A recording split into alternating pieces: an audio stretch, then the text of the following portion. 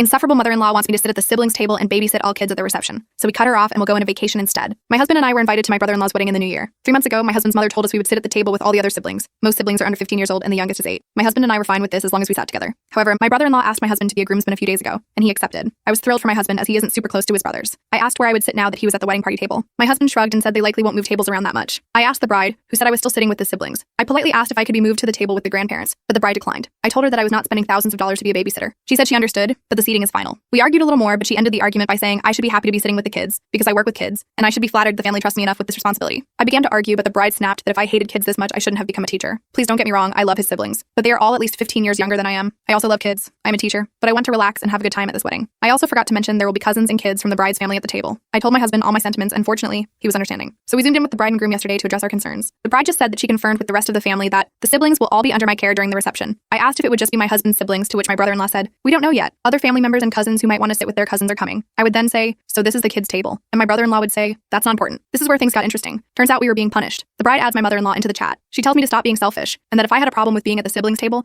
it's clear I have a problem being in the family, and that I want to create problems on their big day. My husband was shocked and asked what made her say that. My mother-in-law then says that it's clear I have been manipulating my husband away from her family. I was completely shocked by these accusations. My husband said that these accusations were rude and inappropriate, and demanded my mother-in-law apologize, or he would be cutting her off. Mother-in-law started crying. The bride said we never included them in our wedding. We eloped, and that this was my opportunity to prove myself as a dedicated family member. I just sat there, jaw on the floor. My mother-in-law snapped, saying she knew the type of person I was from the second I excluded her from her son's wedding, and I was a selfish manipulator who wanted to steal her son from her and destroy her family, and that my husband, in enabling me by not insisting I put the family's needs before my enjoyment and babysit the kids during her other son's big day. She hoped my meltdown would show my husband what kind of person I was. Needless to say, we fought for a few more minutes before my husband slammed the computer screen down. My husband and I chatted for a moment. He apologized for his family and reassured me he knows none of those things his mother said were true.